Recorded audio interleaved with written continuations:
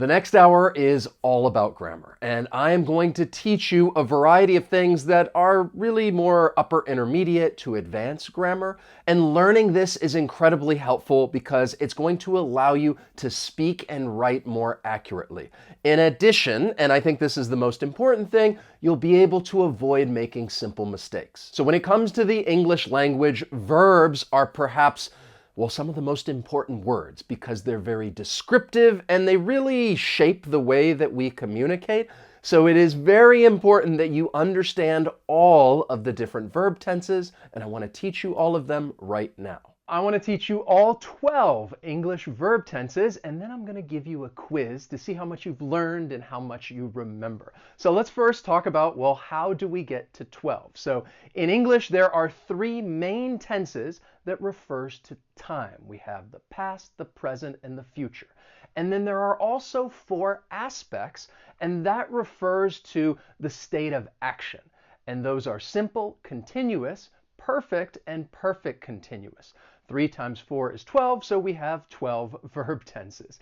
Now, I'm going to tell you a little bit about each verb tense. I'll give you an example sentence, and then we'll take that quiz. So let's begin with the present simple. So the present simple can be used in a few different ways. Generally, it's used to describe actions that are habitual. And when we talk about these habits, quite often we'll use an adverb of frequency, like always, usually, sometimes, rarely, never. I could say, I always ask you to hit the like button and subscribe to the channel. That's a habit. That's something I always ask you to do. And I really hope you do like and subscribe to the channel because that way I can become your teacher. My name is Wes, and that's what Interactive English is all about. It's all about trying to help you reach your fluency goals. We use the present simple to talk about facts. Fire is hot. That's a fact. Fire is hot. And we use the present simple to talk about scheduled time in the future. Now, this one can be a little trickier because we're talking about the present simple, but now we're talking about something in the future. And this is actually quite common when we refer to a certain time and something that is scheduled. So I could say, the movie starts at 8 o'clock. It starts in the future, but I'm using the present simple. The movie starts at 8 o'clock. Now let's talk about the past simple, which is used to describe a finished action in the past. And often there are some key words that really indicate the past simple, like yesterday, or last week, or last year, or a long time ago. If I were to ask you, what did you do yesterday? You hear yesterday, and you should automatically start thinking past simple. I could say, a long time ago, I taught in South Korea. That's true. That's a long time ago. It's finished. I taught in South Korea. Annyeonghaseyo to anyone out there who's watching from Korea. The next one, it's a very important verb tense. We just talked about the past simple, so I want to stay in the past and talk to you about the present perfect. And this one, it can be challenging because not all languages have a present perfect tense. But when we use the present perfect, we're going to use the verb have plus the past participle. So with unfinished actions, you may find words like for when talking about a duration of time, or since when talking about a point in time. And I could say, we have lived in Hungary since 2017. If talking about finished actions, people commonly use this when talking about experiences. I could say, we have been to Berlin. It's in the past, it's finished, but we also don't know when. So whenever you're talking about those experiences, it's very common to use the present perfect. Or we could use it to talk about something that was completed in the recent past. And in that case, I could say, we recently traveled to Italy. You can see us right there. I like this verb tense. It gives me an opportunity to share some family photos with you. Now let's move on to the future and talk about the future simple, which is used to describe an action that happens in the future and expresses fact or certainty. And When talking about the future simple, you're going to use either will or be going to. Previously, I did a lesson talking about all the differences between will and going to, and I'll leave that up here for you in case you're interested. But I could say, yeah, I think it'll rain tomorrow. So that's an example with will and going to. All right, the United States is going to win the next World Cup. Okay, I have a tough time saying it with a straight face, but I got to be supportive. So yes, the United States is going to win the next World Cup. Just wait. The present continuous. So we are going to use the present simple of the verb to be, is, am, are, plus the verb and ing. And we use this verb tense when talking about actions that are happening right now and they're not yet finished. So if I were to ask you, what are you doing? You could say that you are watching this lesson. We use the present continuous to talk about temporary situations or habits. So if somebody were to say, well, this month I'm working from home, that's a temporary situation. We also use this verb tense when talking about annoyances. So if somebody were to say, you're always asking me for help.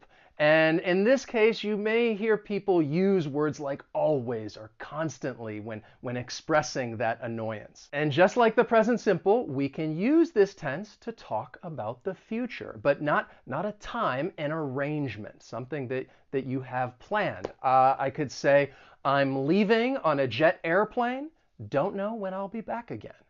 And bonus points if you can tell me who sang that song. Let me know down in the comments. And then there's the past continuous, and we're going to use the past simple of the verb to be, was or were, plus the verb and ing. So we use the past continuous to refer to continuous actions that happened at a specific time in the past, or actions that were happening when some other event occurred. And we use the past continuous with story backgrounds. I could say the sun was shining, the birds were singing, it was a beautiful day. So with story backgrounds, you will often hear the past continuous. Or overlapping actions. They happen at the same time. She was working while he was cooking dinner. Both of them happening at the same time, we use the past continuous. We can also use this if we're talking about a change of mind. We were planning a road trip, but the car broke down. All right? Something we were planning, but then we changed our mind. Now let's go back to the future. And pardon the movie pun, but I want to talk to you about the future continuous. So we're going to use will be plus the verb and ing.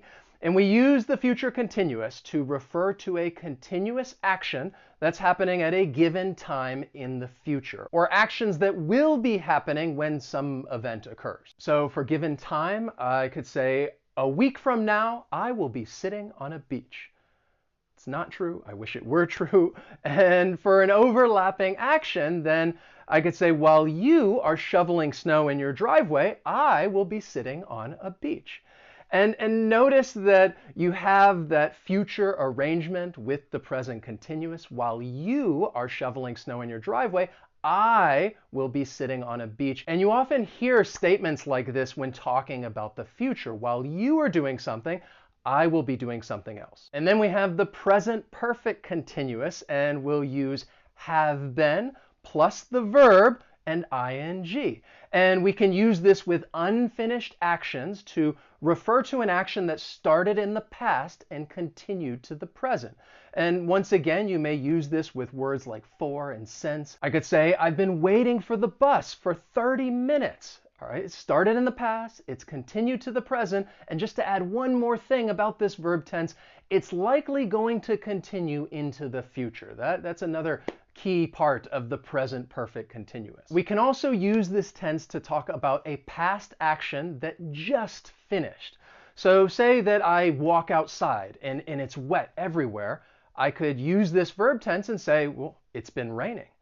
It's not raining now. It finished in the recent past, so I could use the present perfect continuous. It's been raining. And then there's the past perfect, in which we'll use had plus the past participle. And this refers to two actions in the past and really just shows that one happened before the other. Now, the past perfect is often used with a dependent clause that's going to begin with a subordinating conjunction like when or before or by the time. But just keep in mind that the past perfect is going to be used in the independent clause. So I could say, when I arrived at the office, the meeting had already begun. It's not a good situation. And then there's the past perfect continuous. And now we're getting into more advanced verb tenses. So we're going to use had been plus the verb and ing. And we use the past perfect continuous to refer to an action that started in the past and continued to another point in the past. And we're going to use the past perfect continuous in that independent clause. And I could say, I had been working at the school for a year when I met my future wife. All right, I had been working there for a year. It continued up until that point when I met my future wife. That is a true story. You can see us right there. And I like to tease her because she just started working there and observed one of my classes. And I joke around and say that she saw my class and was like, wow, this guy can teach. That's so hot. I should probably edit this out, but yeah, whatever. Let's continue. Let's continue with the future perfect. So we're going to use will plus have plus the past participle. We use the future perfect to talk about two actions that happen in the future, and it really just shows that one action happens before the other. So I could say, by the end of next year, you will have achieved your fluency goals because you will have watched all of my video lessons. So just go ahead, subscribe, turn on notifications so that you'll learn about all of my video lessons in the future. And last but not least, we have the future perfect continuous. We're going to use will have been plus the verb and ing. And we use this verb tense to talk about an action that happens in the future and continues to some other point in the future. And I could say, by 2067, I will have been teaching on YouTube for 50 years. And oof. Okay, that's a long time. So now you know these verb tenses, you know how they're used, you've seen some example sentences, so let's put your knowledge to the test. I am going to give you some sentences without the verb tense, and I want you to think, how would you best complete this sentence? I'll give you a moment to think about it, and then I'll tell you the answer. So let's begin with our first one right here. Wes, broccoli. Okay? I'm giving you the verb. How would you best complete that sentence? Wes, broccoli. I hope that you used the present simple to complete it and say, Wes doesn't like broccoli. It's true. Broccoli and I, we have a bit of a contentious relationship. The next one, it's a question. What, around 8 o'clock last night? Okay, I'm giving you the subject and the verb. It's a question. What, around 8 o'clock last night? A couple things going on. You see last night, you should think past. There's a specific time, which is continuous, so I hope you use the past continuous. What were you doing around 8 o'clock last night? At 8 o'clock last night, I think I was taking a shower. All right, again, past continuous. Then we have this next one. I to India, but I hope to go in the future. I to India, but I hope to go in the future. Okay, so in this case, we're talking about an experience. So you would use the present perfect. I have not been to India, but I hope to go in the future. And that is true. I really do. I haven't been there, but I hope to go in the future. Then we have she to Brazil a long time ago. She to Brazil a long time ago. The key word in this sentence, a long time ago. You see that, you should think past simple. She traveled to Brazil a long time ago. I'm sure you got that one right, so here is the next one. By the time I got to the stadium, the match, By the time I got to the stadium, the match, So I talked about that phrase, by the time already. That is a key indicator of the past perfect. By the time I got to the stadium, the match had already finished. Had already finished, past perfect. And then I have one more question for you. How long in line? Think about the context in which someone would ask you this question. How long in line? So we're talking about something that started in the past, it's continued to the present, and will likely continue into the future, and you would use the present perfect continuous. How long have you been waiting in line? I'm sure that you rocked that quiz, and if you did, you can let me know and write "I am a grammar all-star" down in the comments. So now I want to switch gears and talk about changing sentences. And the change that I'm referring to is active to passive. This is incredibly useful. I want to teach you the differences between active and passive voice, as well as when and how to use these sentences. So without further ado, let's fine-tune your grammar skills and do a deep dive into the active and passive voice. It's all about active and passive voice. I want to tell you, well, what is the difference between active and passive? How do you change sentences from active voice to passive voice? And when should you use the passive voice? Because I think that can confuse learners from time to time. The reason why I'm doing this is because often in the comments I get questions and people are like, well, hey, how do you change this sentence to the passive voice? It made me realize that, okay, this is valuable information for you to know about when and how to use active and passive voice. So when you're thinking about, okay, like let's start with the sentences that we can change from active to passive. So the first thing that I want to do is focus on the verb. And the verb tense does not matter. What really matters is what follows the verb. Does an object follow the verb? Because if it does, then we can change it to the passive voice. Let me give you some more information about that. So verbs can either be transitive or intransitive. If a verb is transitive, it means that it has an object in order to help complete the meaning of the sentence. For example, the verb buy. We will follow that with an object because it tells us, well, what the person is buying. I buy some food. Subject, verb, object. So if a verb has an object, then it is a transitive verb. If a verb is intransitive, then, well, that just means that there is no object. The verb will likely be followed by a prepositional phrase or maybe even an adverb. Think about the verb laugh, all right? You know what the meaning of that is. And I could say the sentence, she laughs at the joke. Subject, verb, prepositional phrase. Or I could say, they laughed immediately. Subject, verb, adverb. Now there are some verbs that can be either transitive or intransitive. Let's look at the verb eat.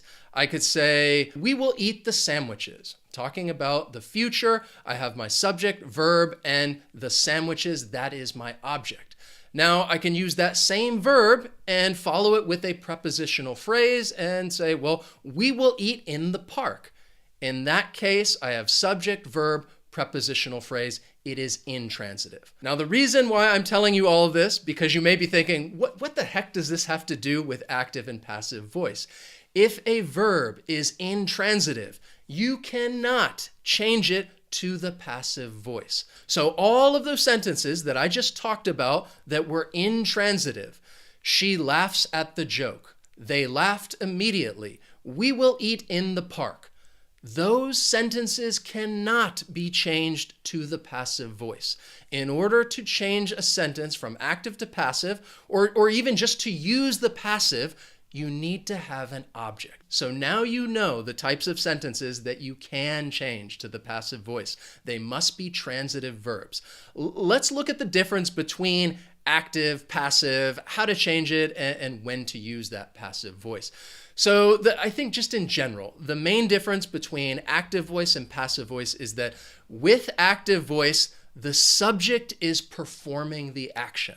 When you're using the passive voice, the subject is receiving the action. Keep in mind that the vast majority of the time you're going to use the active voice. When you're speaking, you're going to use active voice, and when you're writing, you're going to be writing those active sentences. The reason for this is because active voice, it's more direct, and the focus is on the actor. It is on the subject that is performing the action. For example, I could say, Wes teaches English. It's direct, it's easy to understand, and the focus is on, Wes. Who is doing the action? The subject is doing the action.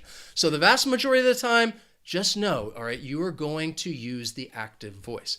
There are certain instances in which it's common to use the passive voice. And I want to talk to you about 4 different times in which you may want to use the passive voice and why. And as we go through this, I'm going to give you some examples, and we're going to change the sentences from active to passive. So let's begin with the first one, which is when you want to emphasize the action over the actor. This is a great example of when you would want to use the passive voice. So let's take the sentence, I wrote that email. This is an active sentence. Subject, verb, object. Now, if we want to change this to the passive voice, we are going to take the object and move it to the front of the sentence. Then you are going to add the verb to be plus the past participle plus the phrase by and the subject. So let's look at this change a bit closer. We have our active sentence. I wrote that email. That email, that's the object. I'm going to move it to the front of the sentence. Then I'm going to follow it with the verb to be. Now, one thing you need to keep in mind is the verb tense, because in the active sentence, wrote is in the simple past. So that means I need to use the verb to be in the simple past. That email was, then the past participle. The main verb in the active sentence is write.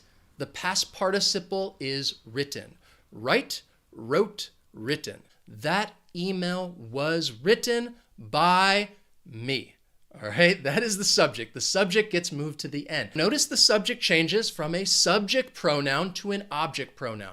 So in our active sentence, we're going to use the subject pronoun I, you, he, she, it, we, they.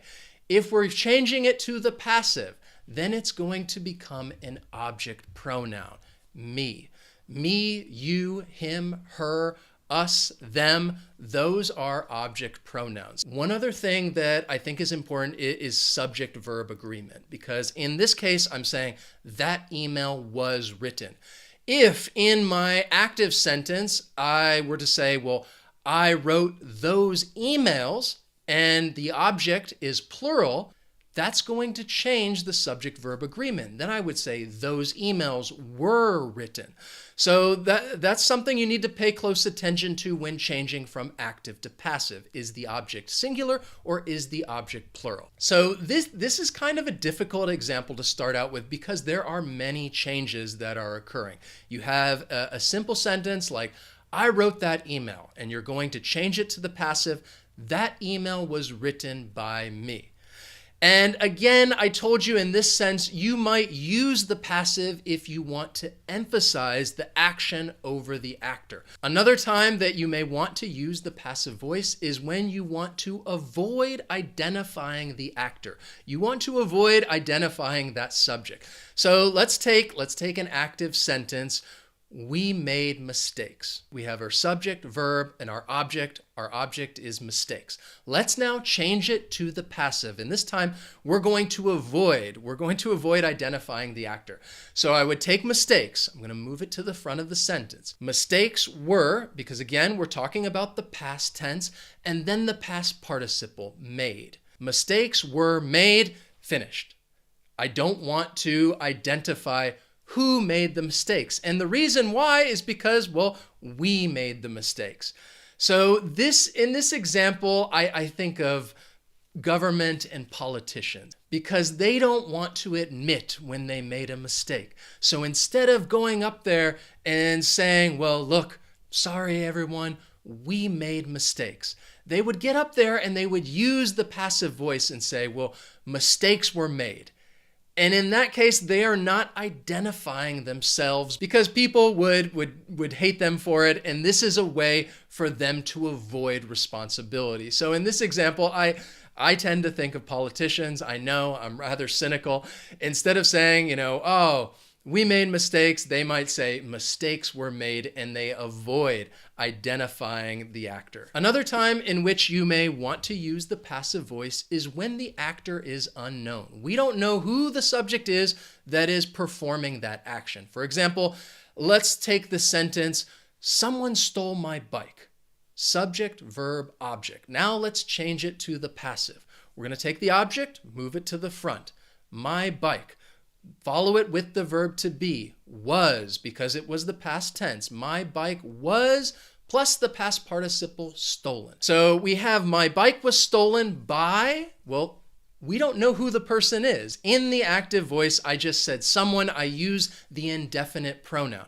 But if we're changing this to the passive, you don't need to say by someone. It's not necessary. We don't know who it is. You just say, oh, my bike was stolen. So this is a great example as to when you would use the passive when you don't know who the actor is. My bike was stolen. My wallet was stolen. Those are examples of when I think it's pretty common that you may hear someone use the passive, or maybe you want to use the passive voice as well. Another time in which you may want to use the passive is when you want to have a firm tone. You're giving a command, you want to be firm, but you also want to be polite as well. So this is a great example of when you may hear someone using the passive, or you can use it too.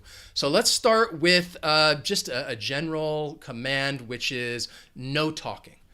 So if we want to change this to the passive, it can be a little tricky. So let's expand that sentence out to we do not allow talking. Now we have something to work with and can change it to the passive voice. So we're going to take talking, we're going to move it to the front, we're going to follow it with the verb to be in the present tense. Talking is not, because we're talking about something in the negative. Talking is not allowed. That is the past participle. And that's basically how you would say it. You don't need to identify the actor. You're giving a command. It's understood. So you would just say, talking is not allowed. And I said it's a little more polite because if somebody's going to tell you, hey, no talking, I think that can come off as a little rude. Instead, I think it's a little more polite to just say, hey, talking is not allowed. So these are 4 great examples as to when you may want to try and use the passive voice, or you may likely hear somebody else using the passive voice. So let's practice a little bit. I want to go back through each and every one of these instances. I'm going to give you a sentence in the active voice, and I want you to change it to the passive, and I want you to say the passive sentence out loud. I'll give you a moment to think about it, and then I will tell you the answer. And I'm going to try and give you sentences that I think are relevant, that I think people would actually say in the passive voice. So let's begin with that first instance in which you may want to emphasize the action over the actor. And the sentence that I'm going to give you is this one right here. My ancestors farmed this land. Change it to the passive voice. I'll make it a little easier for you. All right, I'm giving you part of the answer right here. What would you say? How would you change this to the passive? I hope that you said in the passive voice, this land was farmed by my ancestors. And this is something, you may want to emphasize that, especially if maybe something is going to happen to the land. We can't destroy this land. This land was farmed by my ancestors. It's very important to me. The next sentence that I want you to change, and I want you to avoid identifying the actor, is this one. They will put their dog to sleep. It's a sad sentence. It's a fact of life. If you don't know what it means, to put an animal to sleep is basically to kill the animal, mostly because of old age or they're sick and they have a poor quality of life. So you could say in the active voice, they will put their dog to sleep. How would you change it to the passive? Here is part of it. How would you complete that sentence? I hope that all of you said, Their dog will be put to sleep. We're talking about something that will happen in the future, will be put. In this case, you're not identifying the actor. You're not saying by them. If you're talking to somebody else about this family situation and you know it's difficult for them, you're just going to tell somebody what would happen without identifying the actor and say, yeah, their dog will be put to sleep. The next one is when the actor is unknown, and this time I have a question for you. I want you to change this question from the active to the passive. And that question is, has anyone fed the cat? This is a question in the active voice. How would you change it to the passive? And I'm not going to give you any hints this time. So what do you think? Has anyone fed the cat? Again, the actor is unknown. We have that indefinite pronoun anyone. So if we change this to the passive, I think a very common question someone might ask is, has the cat been fed? We're still using the present perfect in the question, and the grammar is going to remain the same. Has the cat. Remember that object is going to move to the front and it will go after that helping verb. Has the cat, the verb to be, been, plus the past participle, fed. Has the cat been fed? We don't need to say by anyone because, well, it's not really relevant. We don't know. So it's very common just to ask, hey, has the cat been fed? And then I have a command for you that I want you to change, and that is no smoking. Now, we did this before. I gave you that example, no talking. I want you to change no smoking to the passive, but I don't want you to use the word not. And because of that, I really want you to think about what verb should you use? What verb is commonly used? And this is actually, I think, a sign that you may see quite often out in public. Let's stretch this out. I'll make it a little easier for you. The verb you could use is prohibit. We prohibit smoking. And then if I give you that, I think it's much easier to change and make a passive sentence, and you would say, smoking is prohibited. Smoking is prohibited, passive voice. It's a firm tone, but it's also, I think, a little more polite than just saying, hey, no smoking.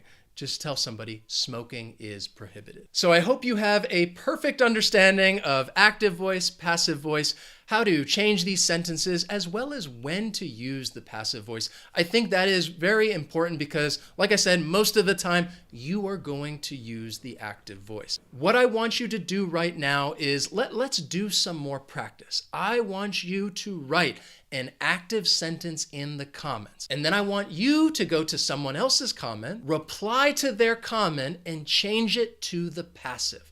So what I want is just to have this long list of comments in the active, and then you can respond to those comments and change the sentence from active to passive. Right now, I want to have a look at some tricky grammar and teach you the ins and outs of causative verbs, which are commonly used in everyday conversation and writing. And that is why it is super important to understand the causative structure when it comes to the verbs have, get, make, let, and help. And let's begin with a question. I have a question for you, and just tell me which one you think is correct. I help my friends make dinner, or I help my friends to make dinner. So this can be a bit tricky for a couple of reasons. The first has to do with the verb help, which I will come back to in just a little bit. The second reason, which is really the main reason, is because when you learn verbs, and I'm sure you've noticed that when you have the verb followed by an object, it's often then followed by the infinitive, which is to plus the base verb. So consider the following sentences. I taught her to swim. They asked me to stay. We told him to help. In each of these sentences, we have the verb followed by an object followed by the infinitive. Something else I could tell you is that I always ask you to subscribe to the channel if you would like to improve your English skills, and that way I can become your English teacher. My name is Wes. The channel is Interactive English. It's all about helping you reach your fluency goals. So in this lesson, we're going to talk about causative verbs, which are different than the ones I just showed you. And it's important to understand how to form sentences with these verbs and use the causative structure so that you don't make simple mistakes, because these verbs are very common and they're very useful. So in today's lesson, I am going to talk to you about the verbs have, get, make, let, and help. So what exactly are causative verbs? Well, these are verbs that we use to indicate that someone or something causes something to happen. So I'm going to use the word cause a lot. So it's also important to understand what this word means, and that is just the reason why something is happening. Let me give you an example, and then we'll go into more detail. I could tell you, my wife made me take out the garbage. Okay, giving you a real life example. So basically, my wife is causing me to do something, which is take out the garbage. She is the reason why this is happening. So the subject is causing the action. Now, even though she's not doing the action of taking out the garbage, she is in control of the situation. So the subject may not do the action, but controls the situation, causing something to happen. And notice that I'm not going to follow the object with to. I'm not going to say to take. Now I'm trying to help you understand just the basic idea, because the way that someone or something controls a situation and causes something to happen is either by paying, asking, convincing, forcing, or permitting someone to do something. Right now, I want to switch gears and talk to you about the causative structure, but I will come back to these ideas throughout the lesson. So let's begin with have. Normally people think of the verb have meaning possession, like I have a phone. But in this case, the meaning is different. It means causing something to happen either by paying, asking, or convincing someone, but mostly it's by paying. And there are two different structures depending on whether the object is a person or thing. So you have someone plus the base verb. You have someone do something. Or you have something plus the past participle. You have something done. Let me walk you through a situation. If I give you the sentence, my brother painted my house. We know what happened, but we don't know what caused this to happen. Now if I said, I had my brother paint my house, I had someone do something. Now we know that I caused this to happen. I didn't do the action. I didn't paint my house. My brother did. And we can infer that I either asked him or convinced him or maybe even paid him some money. Now if I said I had my house painted, I had something done. And I'm using that past participle. Again, I am the one who caused the house to get painted, but we don't know who did the action. And in this case, the structure is similar to the passive. And that's because the focus is not really on, well, who's doing the action, because we don't know. The most important thing is the result, that the house got painted. And in this case, we can infer that I paid someone to do this. Here are some more examples, but when you think about these sentences, keep in mind that the subject is causing something to happen, but not doing the action. So with have someone plus the base verb, I could say, I'll have my friend give us a ride. Or the teacher had the students learn causative verbs.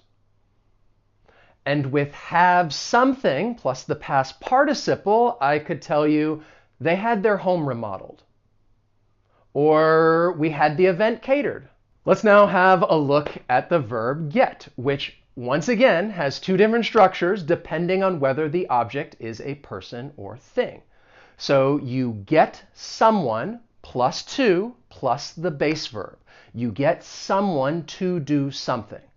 Or you get something plus the past participle. You get something done. To be honest, it has the same meaning as have, in that someone or something is causing something to happen either by asking, convincing, or paying, like mostly paying.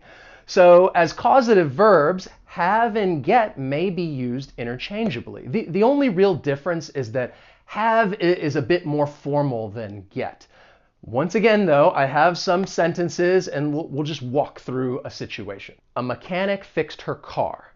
I'm just stating a fact and I'm not talking about who caused this to happen. But if I say, she got a mechanic to fix her car, she got someone to do something. So now we know that she caused this to happen, and we can infer that she paid this person to do this. So you could use this form if someone asks, did she find someone to fix her car? I'm asking if she caused the fixing to happen. And then you could respond, yeah, she got a mechanic to fix her car. And then if I said she got her car fixed, she got something done. Again, we're using the past participle, and this is similar to the passive. We don't know who did the action because that's not important. The focus is on the result that the car is fixed. And yes, we can infer that she paid someone to do this. So maybe somebody is asking, can she give us a ride? I thought her car was in the shop. In this case, all that matters is the result, that the car is now working. So you could say, yeah, she can give us a ride. She got her car fixed. Here are some more examples with get someone plus to plus the base verb. I could say, when my daughter gets older, I'll get her to do her homework. Okay, that's probably not true, but an example with get. Or I could say, we got our neighbors to give us a hand. And then a couple of examples with get something plus the past participle. He's going to get his hair cut this week. Or she got her nails painted yesterday.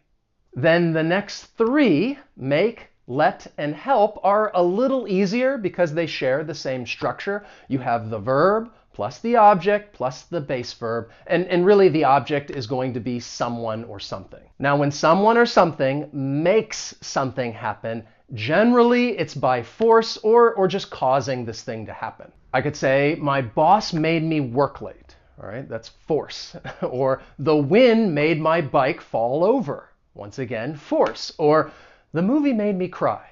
It just caused this to happen. When someone or something lets something happen, it's because of permission. My boss let me leave work early. She let me borrow her car. The pass lets us enter all of the museums. And then we have the verb help, which I told you at the beginning of the lesson is a little tricky because with the verb help, you're not necessarily causing something to happen. You're really assisting someone.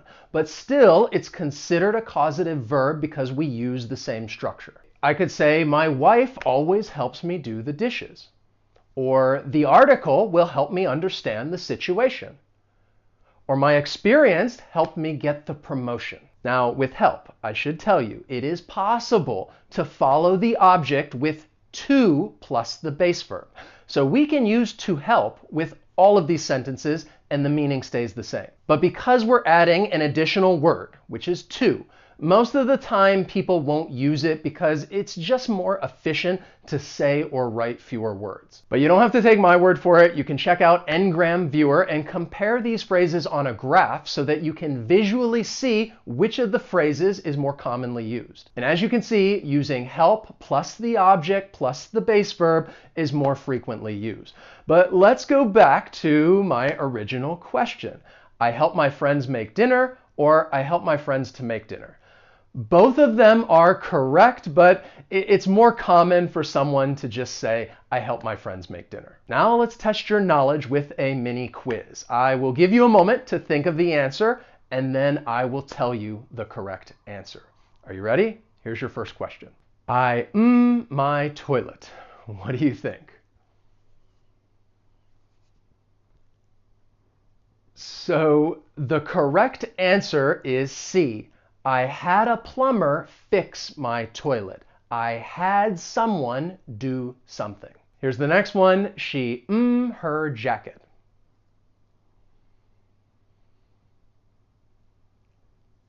The answer is she let her friend borrow her jacket. She let someone do something. Here's another question. The bad weather our plans. What do you think? The answer is the bad weather made us alter our plans. It forced us to do this. And then there's we the contract. The correct answer is we got a lawyer to look over the contract. We got someone to do something. Let me know how you did down in the comments because I love hearing from you. Now, when most people think of grammar, they think of rules. So right now, I want to share with you 25 very important rules with the most common word in English. Now, these are rules that you don't really need to memorize, but just be familiar with them. Know that they exist. This is about fine-tuning your English skills and avoiding simple mistakes. I said that at the beginning. So let's have a look at some grammar rules with the article the. I want to teach you 25 rules that you can follow so that you know when to use the article the. If you are a person that loves learning grammar rules because you think that rules make it a little easier for you to follow, then this lesson is for you. So the first rule that I have for you is you are going to use the when you are talking about things that you have already mentioned.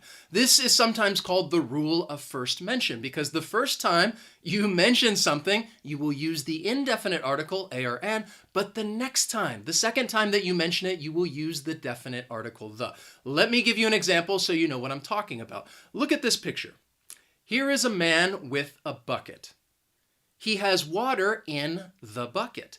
So the first time I mention the noun bucket, I use that indefinite article, but the second time I mention it, it's already been mentioned, I'm going to use the. Then I could go on and say, there is a plant next to the man.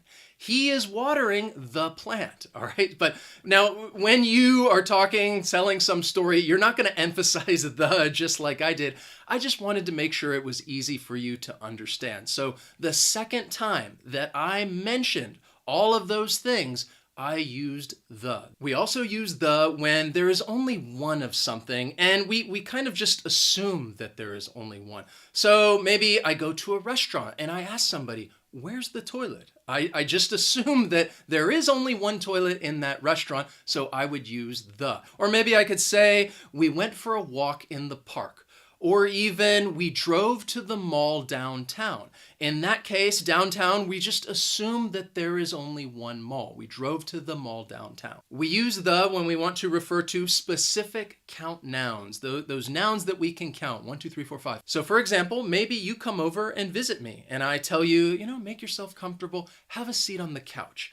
I say, have a seat on the couch. It's specific. You know that I'm really just talking about one because yes, there is only one couch in my home, even though it is a count noun, the couch. Or maybe I ask you and I say, please, can you hit the like button? It's specific. There's just one like button. So yeah, please go ahead, hit that like button. Please hit the like button. We also use the to refer to specific non-count nouns. Those non-countable nouns, for example, I could ask somebody, please pass me the salt.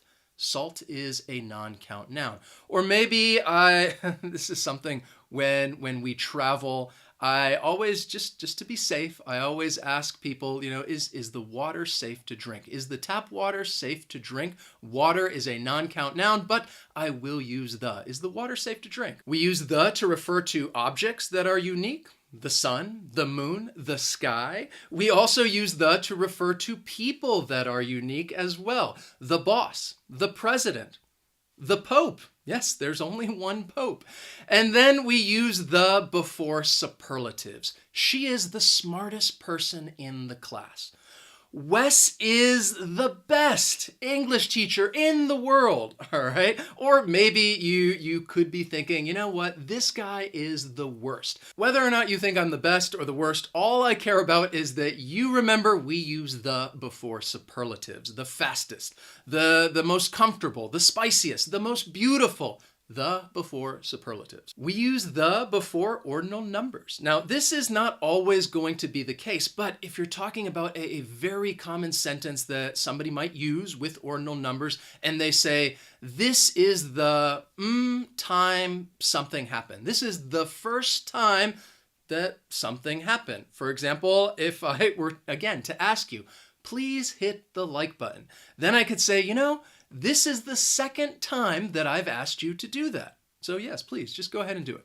All right, this is the second time I've asked that. We use the with clauses introduced by only. This is the only day I have available. Or maybe I could say, you are the only person that I trust. We also use the when we talk about decades, the 1960s, or perhaps somebody might just say the 70s. That's when I was born, or the 80s. Gotta love those one-hit wonders. If you want to refer to groups of people, like those collective nouns, you are going to use the, for example, the French, the British, the elderly, the police, the rich, the poor. Those are all collective nouns, and you will use that definite article, the. We also use the if we want to talk about rivers, the Amazon, the Nile. We use the if we want to talk about mountain ranges as well. The Rockies, the Andes, the Alps. Oceans, that's another rule. If you're talking about oceans, you need to use the. So I could ask you, what is your favorite ocean? Is it the Atlantic Ocean or the Pacific Ocean? We use the if we're talking about deserts. The Sahara Desert. I've never been to the Sahara Desert. I've driven through the Mojave Desert, but I've never been to the Sahara. But either way, we got to use the before those deserts. We use the when talking about certain points on the globe, the North Pole, the South Pole, the equator. We also use this definite article if we're talking about the names of islands, especially as a group, the Bahamas. And especially if you can follow the name with the word islands, then okay, use the Hawaiian Islands, the Galapagos Islands. We use the when talking about countries with plural names, like the Philippines or the Netherlands.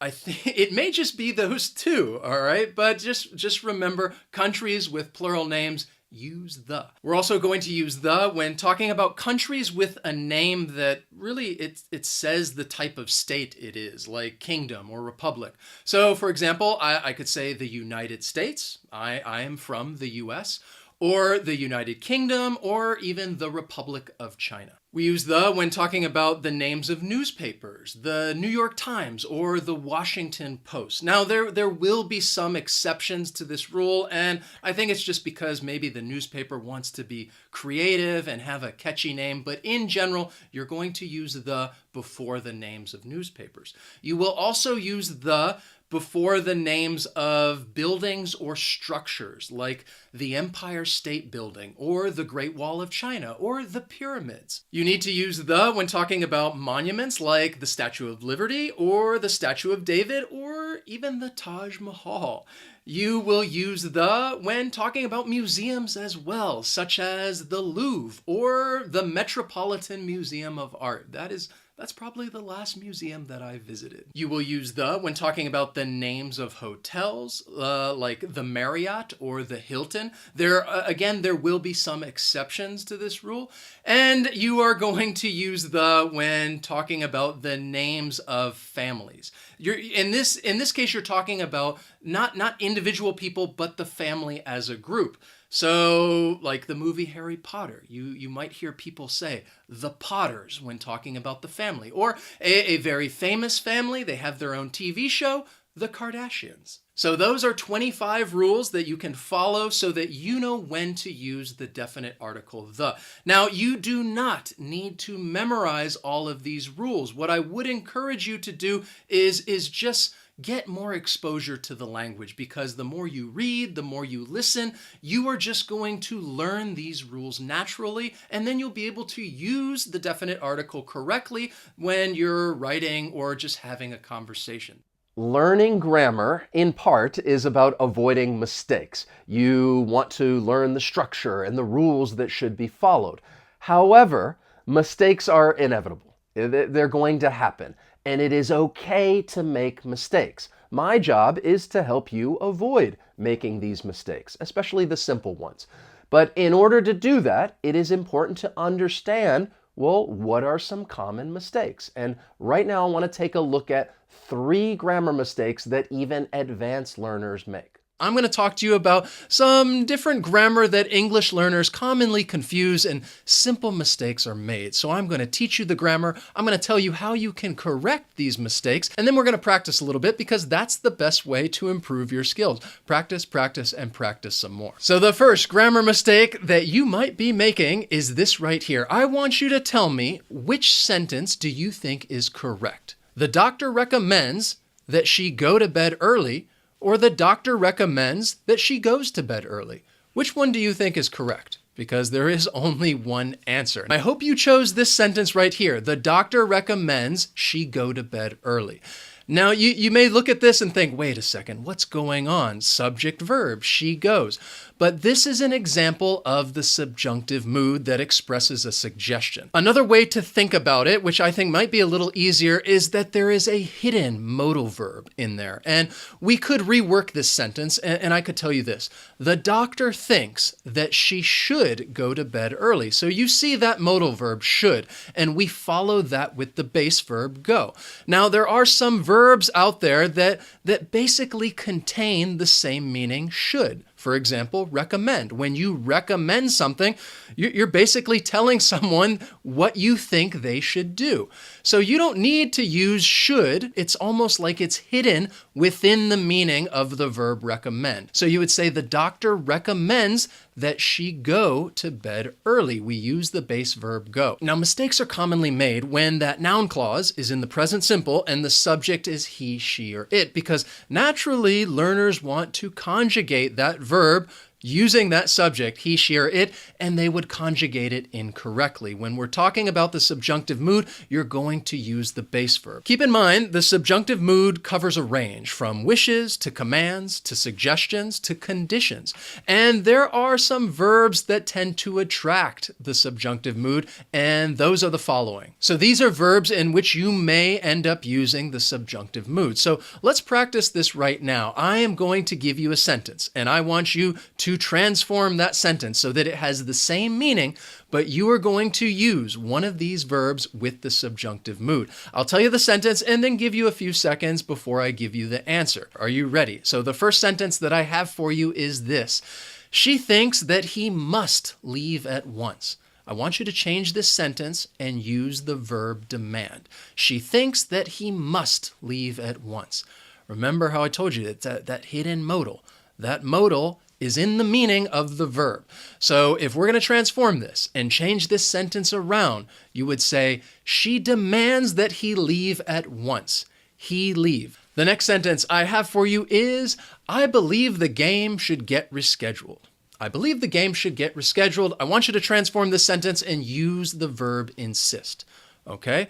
So if we're going to take that verb, insist, and change this sentence around, you would say, I insist the game get rescheduled. I insist the game get rescheduled, subjunctive mood. I hope that was easy for you and that now it makes a little more sense. The next grammar mistake that learners often make is just subject-verb agreement when they are saying negative statements in the present simple and they're using the contraction with do and not. So let's unpack this. What I'm talking about is when people are speaking. That's key, because when people are having a conversation, they just want to say things quickly. They want to say things naturally. And when this happens, subject-verb agreement can become a little confusing. So when you want to say a negative statement, if the verb is not to be, then you're going to use the helping verb do. And you would need to conjugate that helping verb based on the subject. If we're talking about the present simple, we can conjugate it I don't, he, she, it doesn't, you don't, we don't, they don't. Simple enough. Now, the problem that I think a lot of learners have is that when they're talking, when they're having a conversation, people make a mistake with that doesn't. I hear this quite often. When the subject is he, she, it, They want to say the negative and they say he don't, she don't. If I hear somebody make this mistake, I understand what they're saying, but it's just a matter of fluency. I know that we're having a conversation. Perhaps it's moving a little fast. People just want to speak quickly. They want to speak naturally, and they may conjugate this incorrectly. So when we're talking about subject verb, I think overwhelmingly this is where people have issues when they're stating that negative in the present simple. And the best way to correct this is just to get more exposure to the language, more reading, more listening, more practice. And the more you do those three things, then it's just going to come to you naturally. You're not going to have to stop and think about it. You will just be conjugating these correctly. He doesn't, she doesn't, it doesn't. So now let's do a quick practice. It's always good to practice this. I am going to tell you a sentence, a positive sentence, and I just want you to change it and make it negative. So I'll give you a moment to say the sentence, and I want you to say the sentence out loud because we're talking about spoken English. Are you ready? The first sentence is, he eats pizza every day. Change that, make it negative, and you would say, he doesn't eat pizza every day. The next one is, people want to email with us. Make that sentence negative.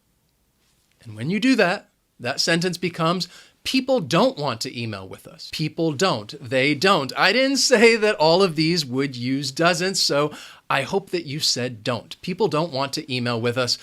But I really hope that you do want to email with us. And if you do, check out the link in the description. Join our email list. Link is down below. Finally, I have, if someone likes it, please tell me. If someone likes it, please tell me. How do we make that negative? I hope you said, if someone doesn't like it, please tell me. If someone doesn't like it, please tell me. All right, so again, this is just good practice, subject, verb, practice, practice, practice. That is the way to improve so that the next time you're having a conversation, you will just say this naturally and correctly. The final mistake that learners often make is just confusing ed and ing adjectives. And the reason why I think this can be confusing for many learners is because the only difference between the two adjectives are just those letters at the end. Bored, boring, interested, interesting, excited, exciting. So besides those letters, there is another key difference between these adjectives, and that is their meaning and usage. For example, ed adjectives describe a person's feeling, and it is a temporary feeling. ing adjectives describe a situation, a thing, or a person's characteristics. And it's that last part, a person's characteristics. That's where I think many learners confuse these adjectives. And they would say something like, I am boring.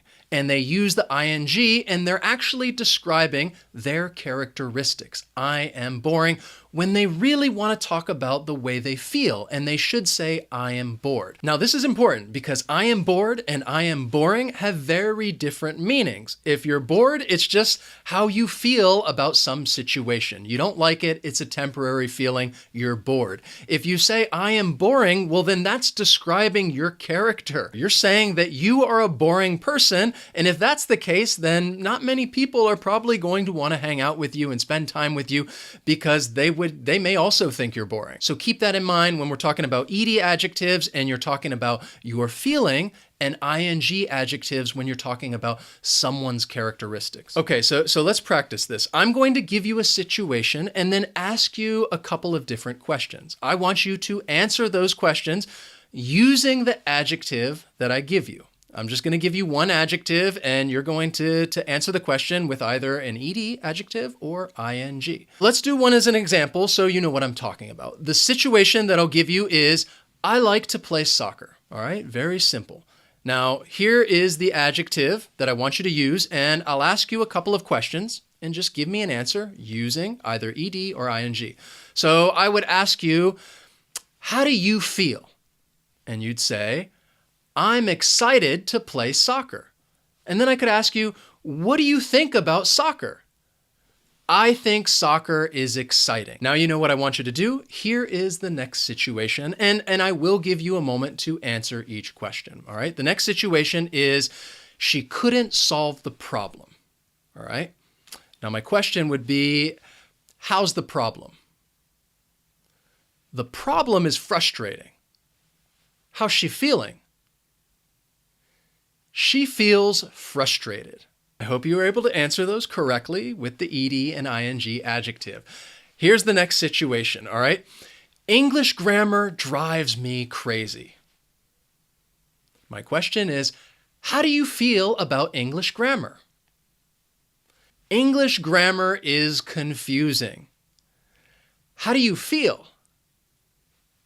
I feel confused. Now, I know that some of this grammar may be confusing, but I hope that after watching this lesson, you are less confused. And if you are less confused and not frustrated anymore, but actually excited because you learned something new, then I recommend that everyone hit that like button. And I'm just trying to get in a quick little review of everything we learned today.